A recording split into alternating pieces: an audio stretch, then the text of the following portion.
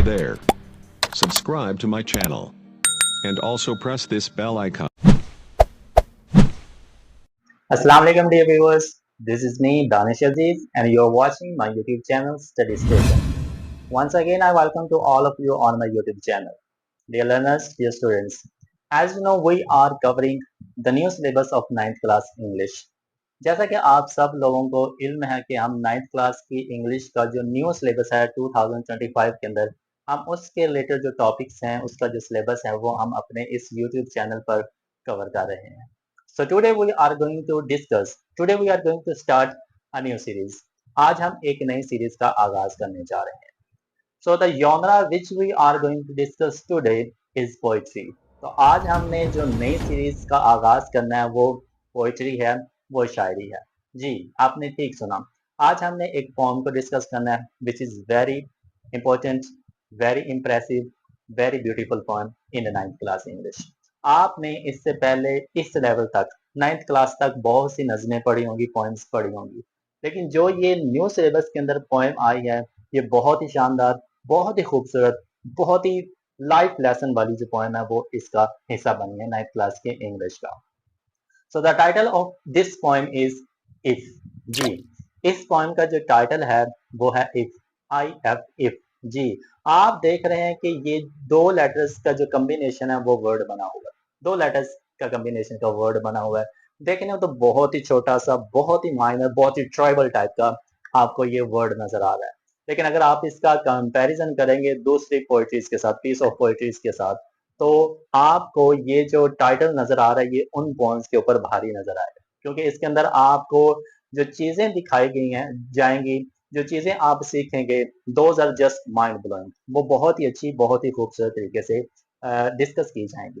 Poem क्या चीज है, लेकिन इसको डिस्कस करने से पहले let me tell you about the poet. जी, इस नज़म को लिखा है रुडयार्ड किपलिंग ने. He was a British poet. ये एक ऐसा शायर है जिसके बारे में कहा जाता है कि जिसकी जो लिखी हुई चीजें हैं आज भी जिंदा समझी जाती है. किस तरह से, let me take you to his biography. Rudyard Kipling. Rudyard Kipling was born in 19th century, means 1865. 1865 के अंदर इस शायर का जो जन्म होता है, पैदाइश होती है, वो इंडिया के अंदर, बॉम्बे के अंदर होती है. जी, तो ये अंग्रेज, लेकिन इसकी जो बर्थ होती है, पब्लिश होती है, वो बड़े सगीर के अंदर ही होती है, क्योंकि आपको पता है कि इस ड्यूरेशन के अंदर जो जंग आज़ादी के बाद का जो आगाज था वो हो चुका था. तो इसकी जो बर्थ होती है वो बॉम्बे के अंदर होती है.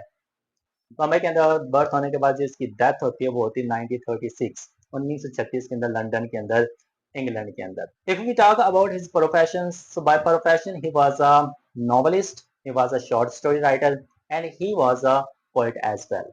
ये नॉवल भी लिखा करता था, शॉर्ट स्टोरीज भी लिखा करता था, और इसके साथ साथ ये नज़में, पोएम्स वगैरह भी लिखा करता था. इन 1907, 1907 के अंदर इस बंदे को लिटरेचर की वजह से, लिटरेचर के अंदर नोबेल प्राइज मिला था, जो कि 20th सेंचुरी के अंदर एक ब्रिटिश बंदे को पहला नोबेल प्राइज मिला था, और ये सबसे कम एज के अंदर इसको अवार्ड मिलने का ये जो एजाज है वो भी रुडयार्ड किपलिंग को हासिल है. तो जो इसने नज़म लिखी if, he wrote this poem in 1895, 1995 के अंदर इसने इस नज़म को लिखा. But he published this poem in 1910, 1910 के अंदर इसने इस पोएम को पब्लिश करवाया, और इसने इस पोएम को जो पब्लिश करवाया अपनी one of the most iconic book, the reward and the fairies. ये इसकी बहुत ही शानदार बुक है, the reward and the fairies. इसके अंदर वो अपनी इस नज़म को शामिल करता है, अपनी नज़म को इस बुक का हिस्सा बनाता है. तो ये था जी थोड़ा सा इंट्रोडक्शन हमारे पोएट का. अब हम डिस्कस कर लेते हैं जी आपके पॉइंट को. इफ, अगर आप इफ के बारे में जानते हैं तो बेसिकली इफ के अंदर या तो आपकी एक ख्वाहिश बताई जाती है कि यू वांट दिस थिंग, कि आपको इस चीज की जरूरत है, और दूसरी ये आपकी एक्सपेक्टेशंस भी बताई जाती है कि आप किस किस चीज की जिंदगी के अंदर तवक्को करते हैं. पहली चीज ये ध्यान रखिए. दूसरी चीज, this poem if is a didactic poem. ये एक डिडक्टिक पोएम है. डिडक्टिक पोएम कौन सी पोएम होती है, let me tell you first. Detective poem is a type of poem which gives you some moral lessons. ये एक ऐसी नज़म होती है जो आपको एक लाइफ चेंजिंग सबक सिखा देती है, आपको बहुत ही बड़ा लेसन दे जाती है. इस तरह की जो नज़म होगी जो आपको इस तरह का दर्स देगी, सबक देगी, وہ डिडक्टिक पॉइंट कहलाती है. So basically if आपको एक बहुत ही गहरा, बहुत ही नुमाया, बहुत ही शानदार लेसन सिखा दे जिसकी वजह से इसको डिडक्टिक पॉइंट का एजाज हासिल है. पहली ये चीज. दूसरी चीज, this point comprises of 4 stanzas. आपको पता है कि अगर हम चैप्टर की बात करेंगे तो वो पैराग्राफ्स के अंदर डिवाइड हुआ होता है, लेकिन अगर हम पोएम की बात करेंगे तो poem is always divided into stanzas. तो जो पोएम इफ है it is divided into 4 stanzas. हर एक स्टैंजा के अंदर अलग अलग लेसन दिया गया है. जी, यही चीज इस पोएम को खूबसूरत बताता है कि हर एक स्टैंजा को आप पढ़ें, उसके अंदर आपको एक नया सबक सिखाया जाएगा, एक गहरा सबक सिखाया जाएगा, एक मॉरल वैल्यू आपको सिखाई जाएगी कि आप जिंदगी को किस तरह से बेहतर बना सकते हैं. So basically in this poem a father is giving a piece of advice to his son. वो अपने बहुत सी अपने बेटे को नसीहतें करता है. कौन सी नसीहतें? हम स्टैंजास को डिस्कस करेंगे तब हम उन नसीहतों को एक एक करके डिस्कस करेंगे, लेकिन ये ज़हन में रखिए कि एक फादर अपने बेटे को पीसेस ऑफ एडवाइस दे रहा है.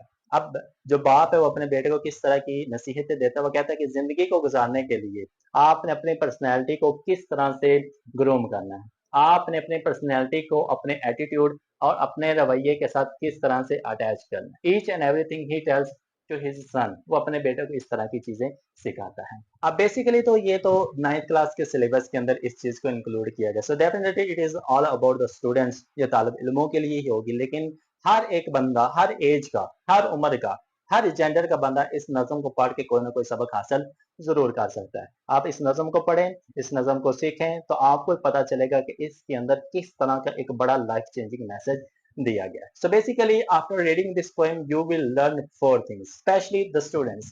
जो तालिब इल्म होंगे वो इस नज़म को पढ़ने के बाद 4 चीजों से अच्छी तरह से वाकिफ हो जाएंगे. नंबर 1, आपने कभी भी इंसानियत से नफरत नहीं करनी. ये इस चीज का हमें दर्स देते हैं कि आपने इंसानों से हमेशा मोहब्बत करनी है, आपने इंसानियत से कभी भी नफरत नहीं करनी. ये एक लव का जो रिस्पेक्ट का पहलू वो स्टूडेंट के अंदर इस नज़म के थ्रू हमें समझाया जाएगा. नंबर 2 के अंदर आपको ये चीज बताई जाएगी कि आपने अपनी जिंदगी के अंदर जो गोल्स, ऑब्जेक्टिव सेट किए हैं, आपने उनके साथ किस तरह से चिपक के रहना है. आपने अपने मोटिव्स को, अपने ऑब्जेक्टिव्स को, अपने गोल्स को किस तरह से अचीव करना है. ये पॉइंट आपको उस चीज के लिए भी मोटिवेट करती रहेगी.